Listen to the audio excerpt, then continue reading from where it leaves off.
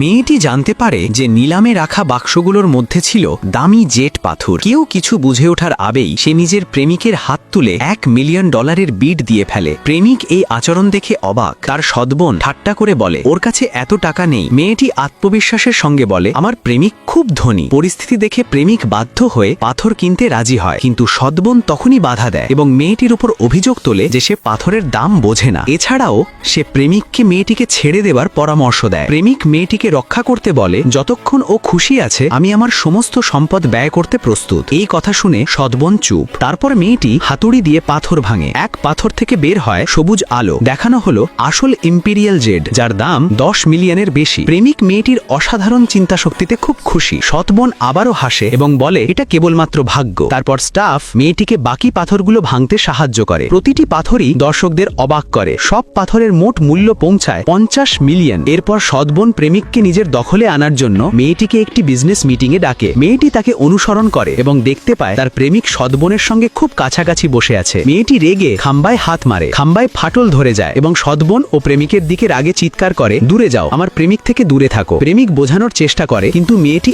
আরো রেগে যায়। সে মাটিতে পা মারে, টেবিল ভেঙে যায় এবং সৎবোনকে সতর্ক করে যে তার প্রেমিকের দিকে আর হাত দেবেন না। এরপর মেয়েটি পালিয়ে যায়। প্রেমিক তার পিছু নিয়ে আসে, বোঝানোর চেষ্টা করে। প্রেমিককে ধরে সে বলে, তোমাকে অন্য কোনো মহিলার এত কাছে আসা উচিত নয়। আমি এখন বাড়ি ছাড়ছি এবং আমাদের সম্পর্ক শেষ। এই খবর শুনে প্রেমিকের দাদি মেয়েটিকে মানানোর চেষ্টা করে। সে মেয়েটির বিছানার পাশে সোনার ইটের পাহাড় সাজিয়ে রাখে এবং অনুরোধ করে, প্লিজ চলে যেও না।